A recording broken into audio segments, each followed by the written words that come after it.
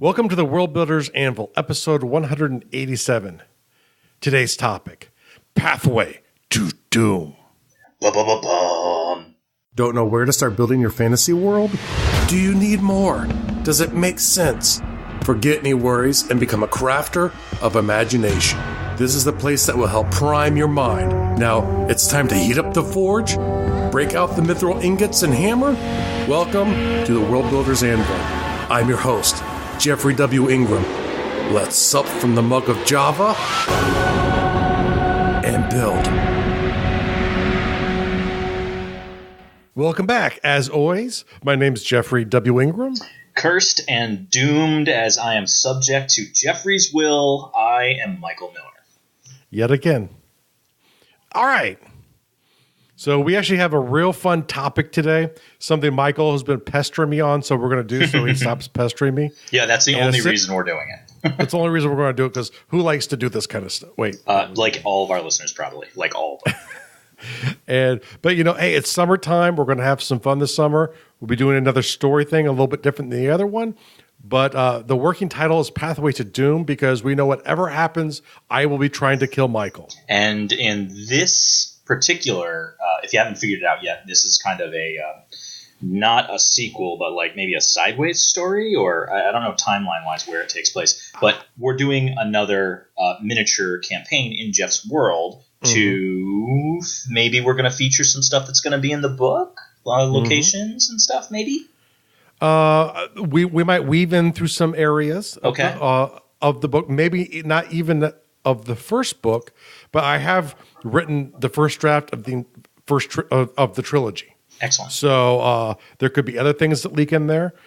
There might be characters that we've developed on the show before show up in there. Okay. There are all kinds of interesting ways we can go here. I'm just hoping as a teaser, we actually get to deal with some of the stuff in the first book, just so people can be like, oh, well, I used to listen to the podcast. I actually knew some of the stuff before the book came out, you know, so that's kind of what I'm looking forward to.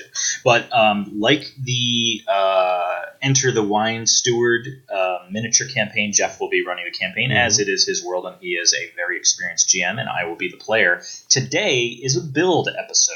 As we've done, we've built heroes, we've built villains, we've built a boogeyman, we built a wine steward. So a villain. We're building a character today that I am going to play. Woo! And actually, what we're going to do beyond just developing the character is, if there are other things the setting needs to flesh out to make his character exist a little bit better, we'll throw that kind of stuff in there too, and we'll make some basic ground rules for the setting. I know the world, and there are a few things like it will be in the time frame of the Stewart's Son book, so. It will be existing in the world at that time. So before we started recording, Jeff and I had some brief discussions about system. Because this is an audio medium, we don't want to be too system heavy, and we're going to modify how the story is delivered to you guys. It's not going to be like a regular tabletop game. I believe it's going to be a little more action-oriented.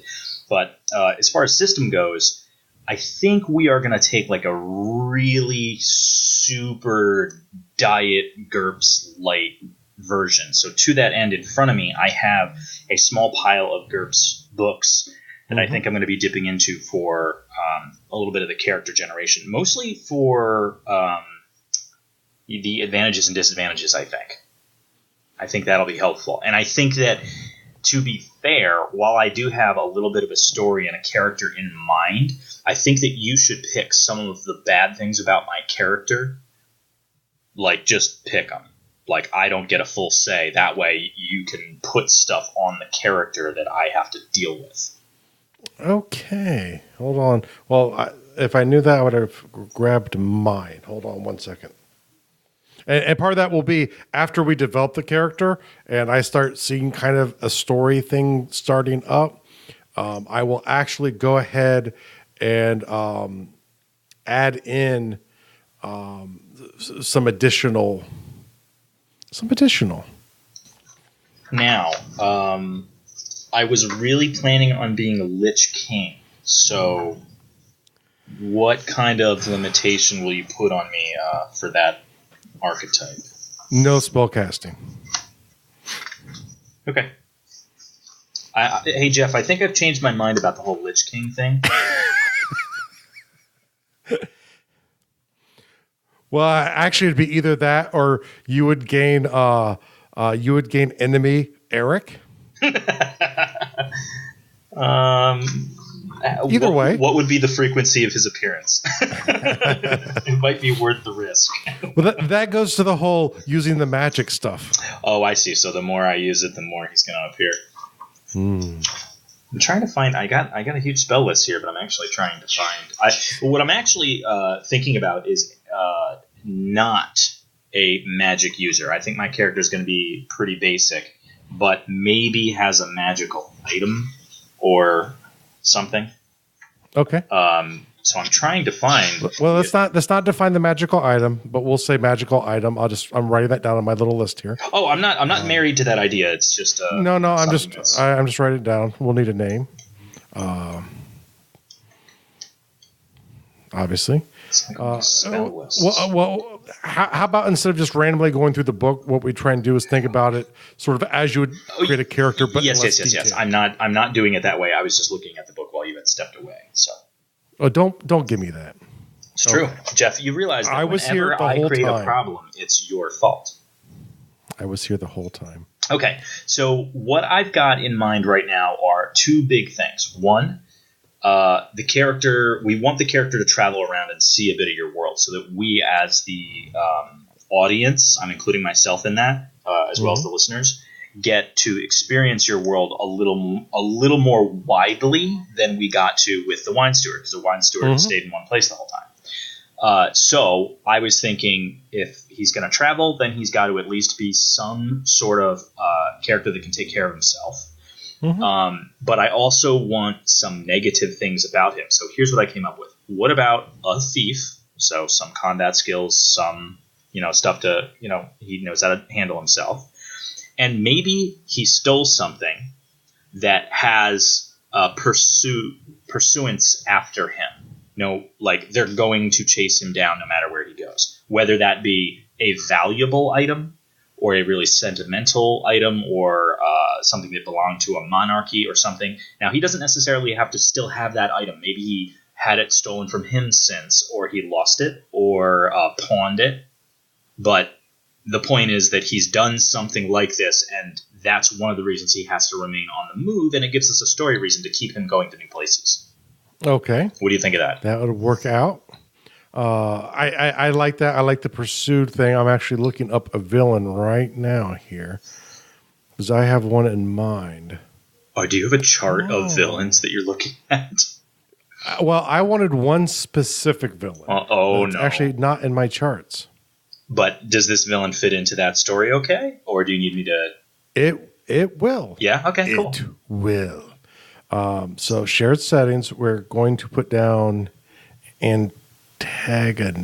I assume that you want me to take some notes while we go. So I think I'll open up a file here. Something so that I can type in. Yes. No, back... And the reason I picked this specific person to be the antagonist was it was an antagonist. Oh, actually, that's the hero. That's not the right person. No, hold on. I have to go to the next episode. Whoops. We developed a villain. We did develop a villain. You want to use that villain? Hold on. I might not be able to. Well, I mean, you don't have to get nutty about it in this moment, because you don't need to know it all. You can't use that character. I started to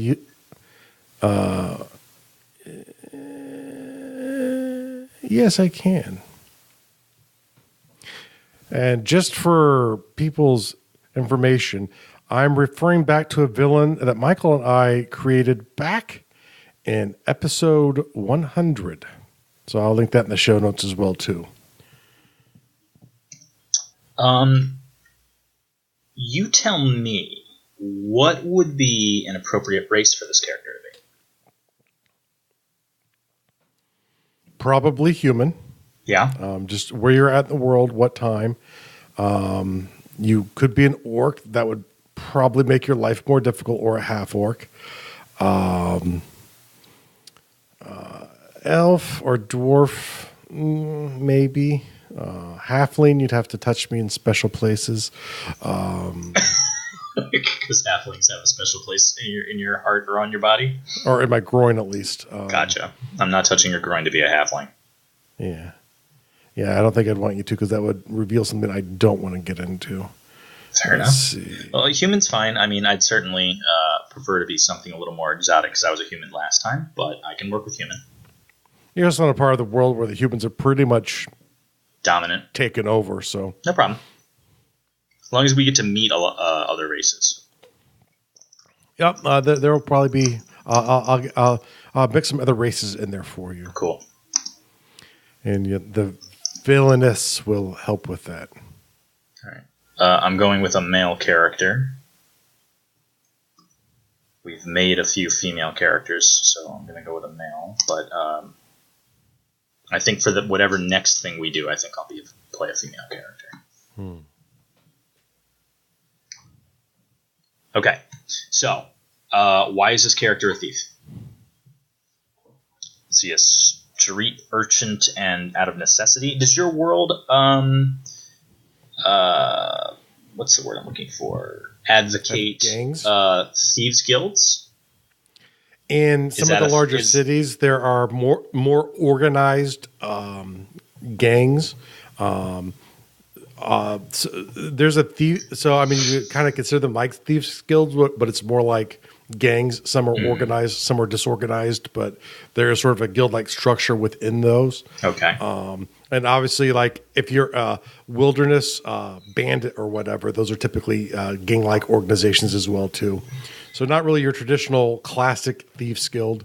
But some of them would have a structure kind of approaching what that would look like. Okay, so do we want to go with like a sort of Oliver Twistian upbringing? Like, got pulled in by a Fagin-style character, became a thief, and this is just the life he knows? So sort of not necessarily an orphan, but like a street urchin. Basically, You're doing it for survival. Yeah, that's what I'm thinking. Okay. That'd help make you a protagonist that's actually not necessarily evil. I'm sorry? That help make you a protagonist that's not necessarily evil. Yeah, this character doesn't have to be evil, but I like the idea of him not being good. Yeah, well, it kind of gives you a great line that you can play with. I think I'd prefer the character lean evil, but not be so freeform that I can just be like, oh, well, I'm chaotic neutral. I can do whatever I want. I don't want that. I want to be limited so that it puts me into a corner and forces me to make decisions with a life outlook and perspective in mind, as opposed to having the freedom of choosing whatever I want to and what's convenient. So, okay. No, I'm fine with that. I'm thinking life has kicked him in the teeth a bunch and has jaded him, and thus I'm looking out for myself. I'm taking care of number one. Screw everyone else. And hey, if you need to eat, you're going to get food. If you need a shower or a bath and you want a bath, you will do what it takes to get the things that you need to survive. Exactly. And, that's probably a more common trait than not in an ancient world. The working man's a sucker, Dad. And I think this is one of those good things, too, like for people when you're developing characters, it's kind of what are the base motivations. And I was actually talking about this with a group of friends last night, and think about it as in, Maslow's hierarchy of needs. Most of the things that really drive your character are near the bottom. And occasionally you maybe perk up into higher levels with motivations, but most of the action, most of the conflicts that push characters ahead are base motivations. Okay.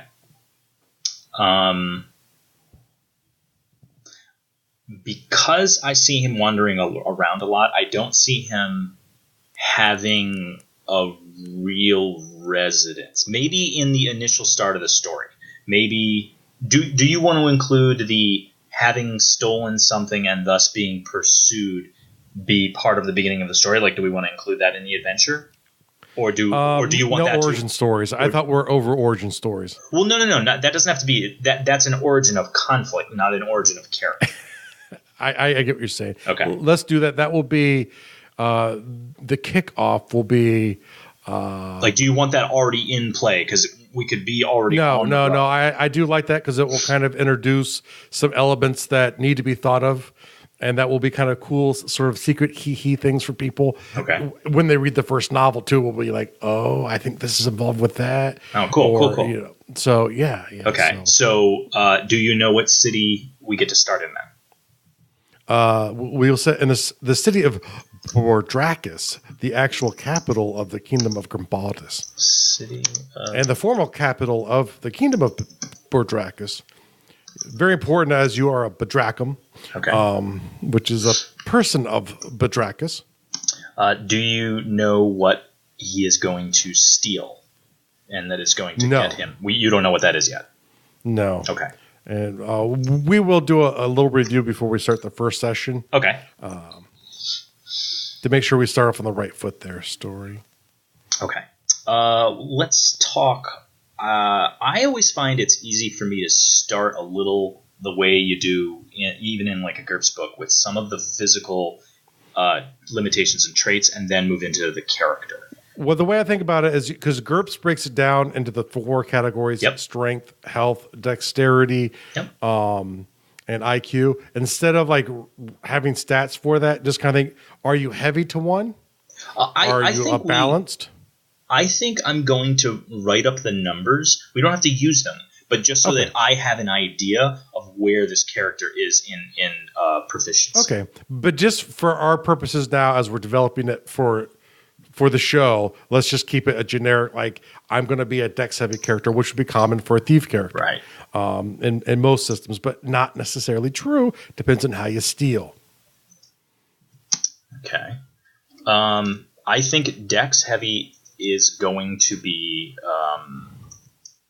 kind of a necessity from the upbringing. Like you're not gonna, as a little kid needing to steal things, you're not going to be running around stealing really heavy things. You're going to be stealing small things, like a pickpocket or grabbing a little bit of food from a cart. So you're going to have to become dexterous at moves like this to survive and to become a good young thief. So I think now playing along with your character, do you think that there would be health repercussions from growing up a poor street urchin? Not necessarily getting all of the food you needed all the time. I was thinking about that, and I kind of wanted him to be healthy, but it probably wouldn't be justifiable. So I'm thinking he's just average health. Okay. I don't think he should be unhealthy, because then that's going to be something that'll hamper the story if he's... And so you're not seeing this character as a below... No. Okay. Below average for any trait. No. Okay. No. If anything, I think his lowest trait, and it would just be average, would be intelligence, because I think that he doesn't come from a wealthy background, so of course he doesn't have any higher education. So thus his decision-making process is going to be, as you said, more out of necessity, not necessarily out of what is the smartest move to do here. Okay. It's like, ooh, I have this opportunity. I can steal this, thing. I know where it is and when it's going to be there. So I can totally steal this thing. It's like, yeah, but there'll be guards and there'll be lots of them. And even if you get it, someone will probably see you. But yeah, but who cares if they see me? I'll already have gotten it. You know what I mean? That sort of thing. Yeah, no. I'm thinking, the IQ, I don't want him to be dumb. I think this is our first disadvantage. I think he's just going to be a poor decision maker. I'm gonna write that down. Now, is that in general or just sort of overconfident kind of bad decision maker? Do I want him to be overconfident? Because you know what I mean? That could be a focus for certain circumstances or just overall. I don't think it's I don't think it's overconfidence. I think it's a lack of forethought. Okay. I think because of the nature of his lifestyle, his upbringing has always been an in the now mentality. So he has no foresight. So he doesn't. A lack of foresight. He doesn't think far enough ahead. He might think, wow, if I steal this, thing, then, or I'm gonna go steal this thing, and then it's gonna take 2 of us to steal it. And once we steal it, I'm going to rip off my quote unquote friend, and I'm gonna steal it. Mm-hmm. But I'm not thinking that it's really heavy, and the reason two of us had to steal it was because it takes two of us to carry it. So I might be able to steal it, but I'm not going to get very far, and then the friend's going to catch up. Things like that. Maybe not that dumb. That's actually an obvious dumb thing to do. But the kind of thing where it's like the decision might be good or planned out well for today, but the repercussions are going to get you tomorrow or next week. Or, it's like, I'm going to go in that house and steal food. I do know that, like, someone lives there that shouldn't be messed with. Exactly. I'm not worried about that. Yes. Because lack of foresight. Because they're asleep. They're asleep, so I can just steal this. Not realizing that the neighbor will totally see me, and then the neighbor will tell them the next day, and since I live in the neighborhood too, they'll know it was me. Yeah, that's right. Yeah, things like that. They just hired you and you stole from them? Well, I got the job so I could get in there to get the stuff. Yeah. Yeah, but now they know who you are, and they know what you look like. Details. Yeah, like I said, I don't want him to be dumb though. So like he can figure stuff out. He will, like he's. I'm saying he's a good thief. It's more like I'm just trying to get through today. I don't have time to worry about the repercussions kind of thing. Yeah, right. But that's more of a role playing focus, right? Mm-hmm. No good foresight. Okay. Does he have friends? Does he have As a street urchin, he probably does know people. He probably knows a lot of people. Calling them friends, but he probably would not consider people friends, I would say. Yeah. But he probably has some contact. I'm thinking there's a lack of trust in all of the people that he does. I'm just going to go with the word interactions, not necessarily business, because some of it's going to be illegal activities and what have you. Business. What's that? Business. Yeah, business. With air quotes. Air quotes, yeah. So, no honor among thieves sort of thing. Mm-hmm. Makes sense. It would be realistic to my world. I'm actually reminded of Villains by Necessity.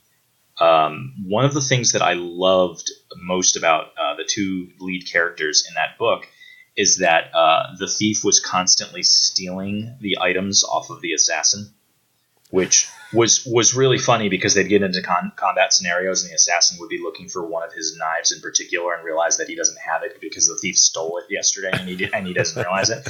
But they would be doing stuff like that to each other throughout the book. So I think I like the idea of him having a friend like that, a friend who, like, maybe they help each other out, but they also will steal from each other because, well, if you let me steal from you, then you deserve to be stolen from. So I'll put good friend in quotes. Good.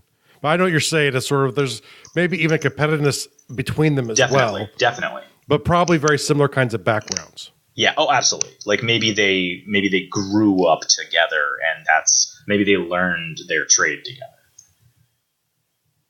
I'm going to say he's also a thief.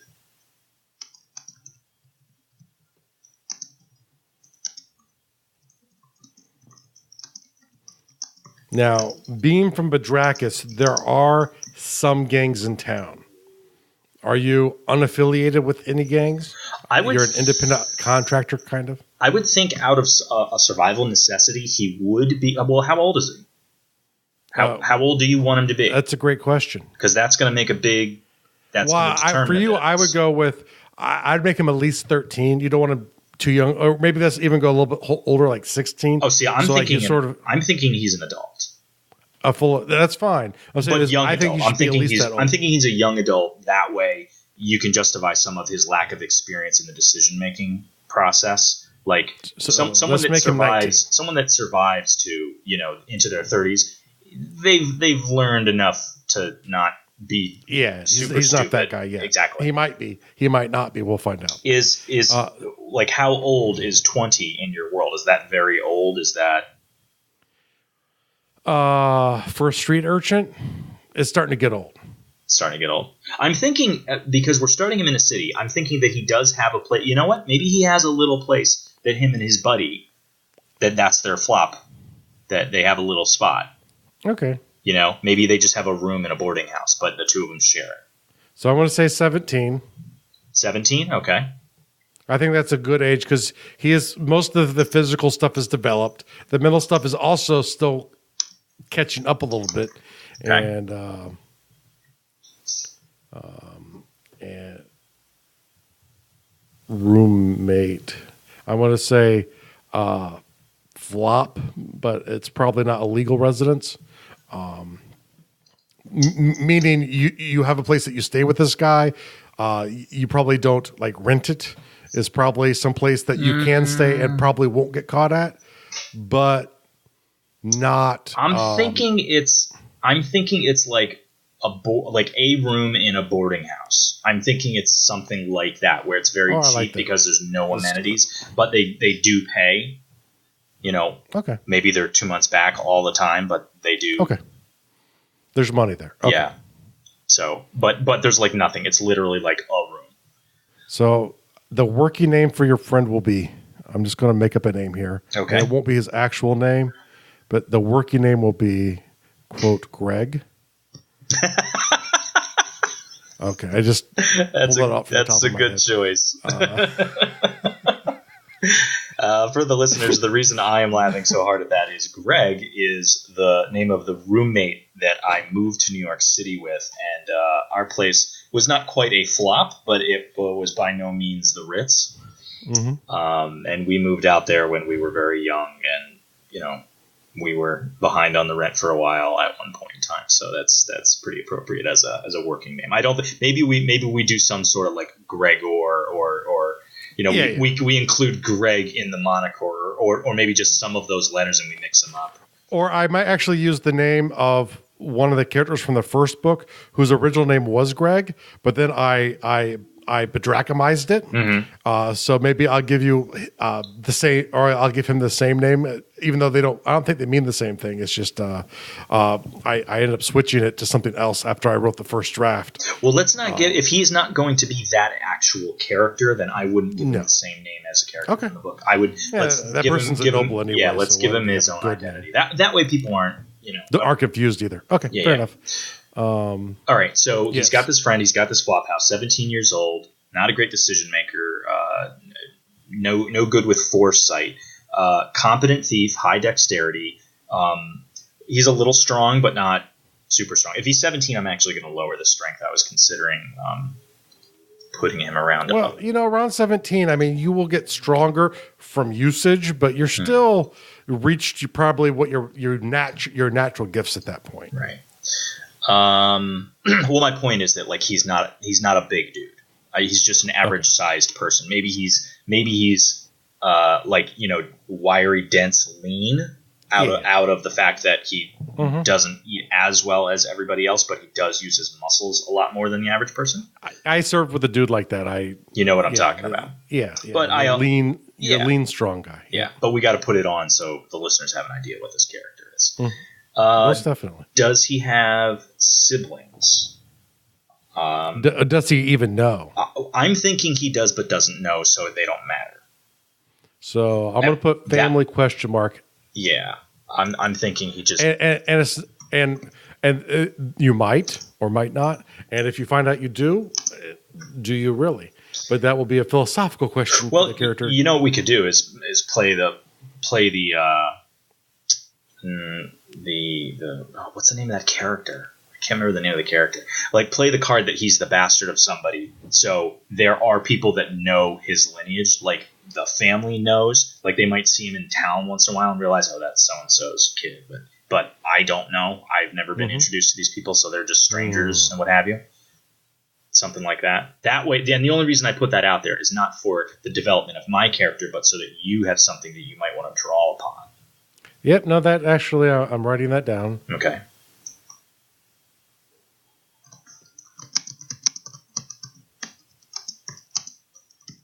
I'm just writing he's the bastard of some family.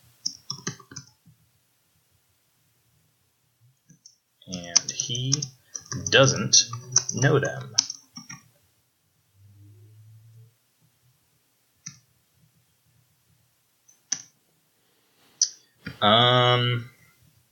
Okay. What do you want to add to this? Like, I mean, besides what I've already added in that I haven't told you. lovely. I like I said, I want some stuff that is negative, that or a personality, a piece of personality depth that I don't get to create, that I will have to work, that I will have to play. So I think at least a quirk level, he's greedy, and not necessarily in the role playing sense, but like if he has an opportunity to clear out an entire warehouse full of food, he would try. So it's like, it's like, so it's greedy in the effect, but it's really like, I'm here, it's now, and I might not strike again for several months. I got an opportunity. I'm going to take everything I can at this moment. So he's like an opportunist greed guy. Okay.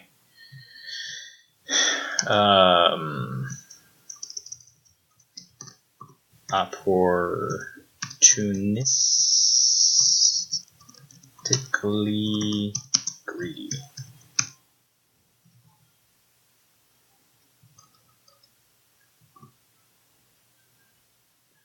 Don't know that that's a word, but I'm going with it. It is a word. Okay. Bird is the word. Bird is the word. I was just watching that bit the other day. There was a baby and a dog that bought 64 copies of that earlier. We're all sold out. Oh, that's the third store I've been to that's had that story. What the heck is going on in this town? Hey, are you Jesus? No. Okay. So now I'm sitting there. You'll need a name. Of course, I'll come up with something. Anglicize it. Anglicize it? Yeah. German, like an Anglo version of a German, Norwegian. Well, I'll just come up with something, and if you want to modify it, you modify it. Yeah, but it's fine because one of my storytelling techniques, and I'm going to give this a huge secret here for people who've made it this far in this episode. For characters who are lead characters or characters I want people to identify with, I anglicize their name. The reason William's name in The Stewart's Son is William, and they call him Billy, is because of who he is. If he was someone who I didn't want the readers to identify with as much, I would come up with a Badrachim version, because that is a little bit more alien to people's ears, and people will be like, huh? And it's harder to connect with. Gotcha. So for my lead characters, I like them to actually have anglicized names because we're doing English speaking here. Ah, smart. But sort of look at like sort of northern or central German kind of names and sort of find one you like. Okay. And, I was going to go with something very fantasy. Keep it very basic. I was going to go with a very fantasy-based sort of name, like a Tormund or something, like something weird. Well, you do, if you want to, too. It's your character. I'll just kill it. Okay. That's a shock. A rock fell off a roof, and now you're dead. What's the rock doing there? It's part of the castle wall. Wait, where's my enemy? Oh, she pushed it. Story over. 3 seconds. Okay. New record. Yeah. Well, I didn't like your name, so all that time we spent building the character, I killed him, so now we're going to do it again. Next time, the whole episode. The lesson here is pick a better name. That's the lesson. No to pick a good name. You couldn't have told me it was a bad name from the get-go? Nope. You could take my very vague advice and get it right, or not. Yeah, my vague advice, get it right. But no, I think one of the great lessons here for people too, outside of the gamers, but like when you're developing characters, especially characters that are important, bounce stuff off with people. Have friends that you can do that with, because some of this stuff, was probably not in either one of our minds when we started. Probably Michael started seeing it first because it was his character, but some of the information I gave him, led me to add things down to enrich the character doesn't know about and doesn't need to know. Michael only needs to know what is about him. And I'll tell you what, if you don't have that person in your life to bounce off of, a really good place to get one would be to go to the Fantasy Worldbuilders Undercroft closed group on Facebook. So that is the closed group for the show. And the URL for that would be facebook.com/groups/Undercroft. And as I always mention, because I always forget the URL, if you just do a search for Undercroft, you'll find us. Yeah. While we're talking about that, I figure I would take this moment to shout out members that have recently joined. I believe it is Verena, or maybe it's Verena, which is a super cool name, by the way. Nathaniel, Joe, Melanie, Stephanie, Joshua, Christopher, Lee, and Lynn. So thanks for joining the group, guys.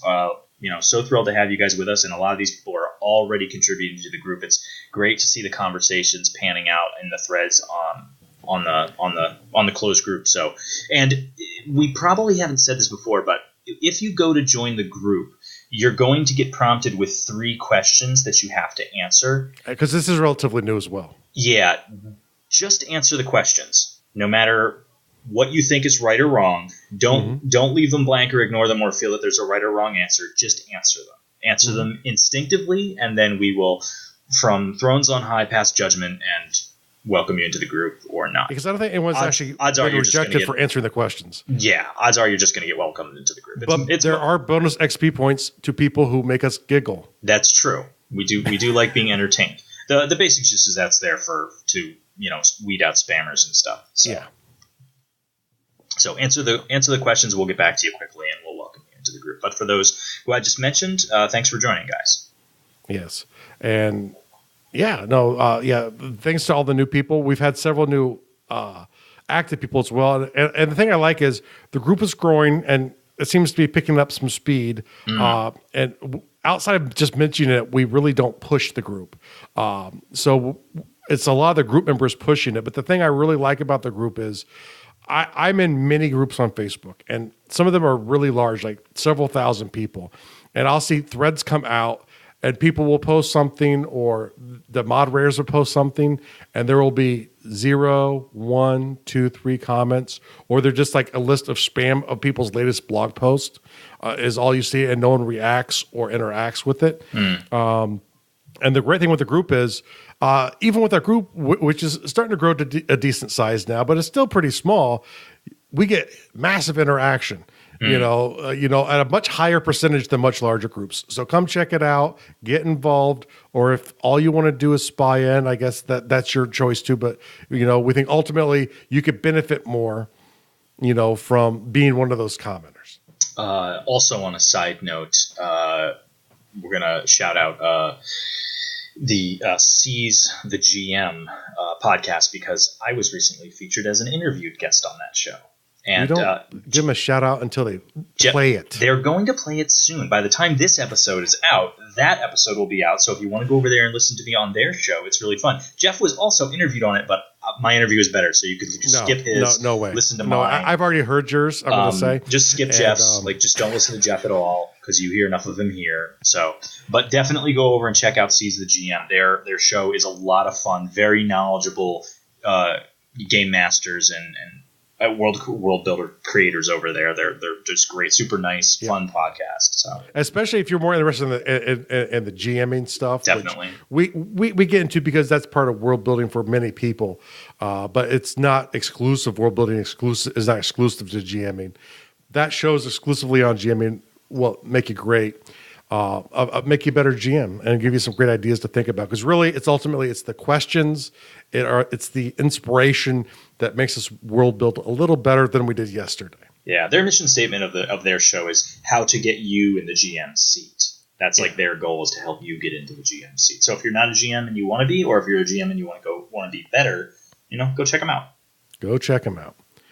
All right. And one final note: Michael should learn to be more humble like me. He's just not as good at that as I am. I'm not. Yeah, it's the honest truth of it is, if it wasn't for my lack of humility, I'd be perfect. Yeah. I'm still working on that. It's not his fault. I am the most humble person in the world. So it's hard to be humble when you're this awesome, though. So it's tricky. And yet I still find a way. Okay. All right. So now moving on to the world building task of the day, Michael. Wait. Are we sure there isn't anything else we want to add to this character before we close it down? Any physical traits that you want to add, or like, is he missing a finger, or? No. No. Any particulars on? I mean, if there are any specific type of appearance type of things that are relevant to the character that really make him stick out, we should list them. But I mean, beyond that, he's probably missing a few teeth like everyone else is, and just the basic stuff. Okay. Yeah, if he's missing a finger, who isn't in the Iron Age? Okay. Fair enough. All right. So there's nothing else you want to add to it? No, I think it's a pretty interesting character, and you can flesh him out a little bit more, and we'll quickly, I figured tap down your appearance. You're going to want to tap down your name, and if there's any like refinements that you come up with, and I find bring that it up before we get started. Generally, like most of the games we've played, I've ended up leaving. There's been a couple times where I've left points on the sheet and then added something because it was appropriate in the first session or in the second session. I've added things to be like, okay, that fits this guy. So the one other thing I would think about for you is if he has anything outside of the skill set that would make sense for a street urchin kind of person that's like really outside of that, make sure to make notes of those just so you remember them, because like if you tell me that you're going to pick someone's pocket, I'm not going to be too worried because that's something you're probably proficient at. Right. But if I decide he happens to be really good at whittling soap, then you're going to want a justification for that. Well, I can't cast magic spells, but I actually understand all magic language and can read it. Where did you pick that up? I didn't tell you that I'm a metallurgist and that I'm really good at smelting. What? Oh, FYI. I don't use that as a profession to make money. You're 17. I just prefer to stay a street urchin. Yeah, no, he's a professional cobbler. I wrote that down. Yeah, he's great with shoes. But we will flesh out the villainous, flesh out the first story, and probably in a couple weeks, the first game will probably show up at some point. Cool, I'm excited already. We are excited. All right, so what's the Worldbuilder task for today? The world-building task of the day is to go look at your world, choose a place and a story that you'd like to play just a fun game in, just something to have fun with. Whether it's a system-light thing or you want to try out a thing, I'm all for gaming. I'm going to put a link to the first, in the Wine Steward, we used Matthew Bannock's Descriptors, which is a very system-light. Great I'll put some links to GURPS stuff, 4th edition, the good stuff, not the 3rd edition that Mike likes. What are you talking about? See, I think it's hysterical that you say that because I literally have my 3rd edition and my 4th edition right here. But the 4th edition I just like for character creation. I like 3rd edition better. I don't know why you like 4th edition better. 4th edition is a little bit better smoothed out, I think. I completely disagree with you. I think the exact opposite. I think that 4th is a little more cumbersome. Yeah, whatever. Okay. Well, on that note, the real world task of today is consider how you can use. Okay, I'm trying to read this. You should always read it first because I typed this out in like 2 I know. seconds. I usually do read it first, but in that moment I was going to just go smooth, but I was like, oh, you kind of typed it weird here. So consider how you can use stories from your world in your real life. So if there's something that you can learn from one of your stories or something that you can apply, maybe some wisdom that a sage-like wizard said to one character and another, and you didn't realize that you actually created something brilliant there and you can apply it. Or even beyond that, if you have kids, tell them stories from your world. Share it with them in a story context.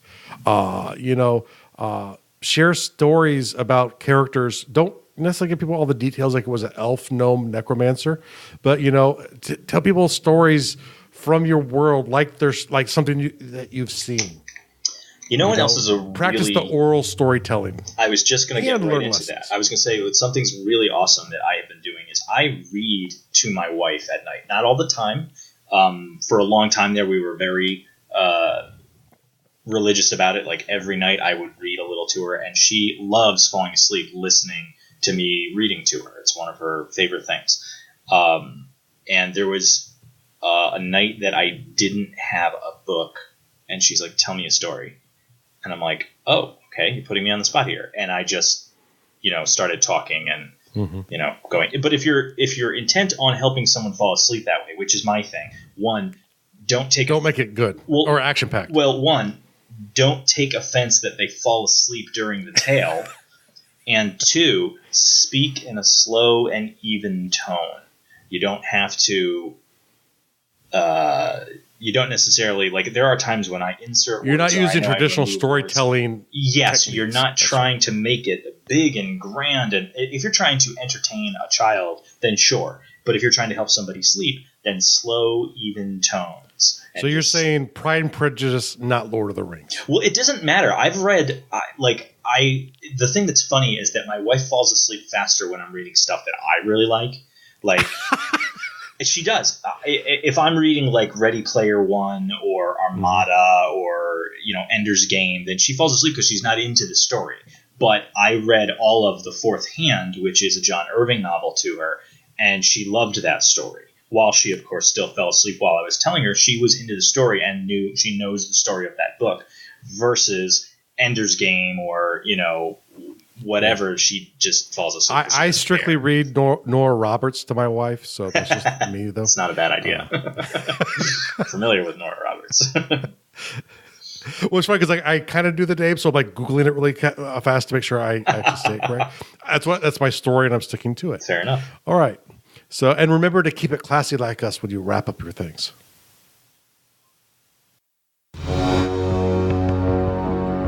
Thank you so much for listening to the World Builder's Anvil. We would love it if you would share the World Builder's Anvil with 2 of your friends, and so would they. If they are unfamiliar with podcasts, then you get to introduce them to the wonderful world of podcasting by showing them Stitcher or iTunes, or, best of all, just send them to our website, www.gardul.com. That's GARDUL.com. Now strike while the mithril's hot.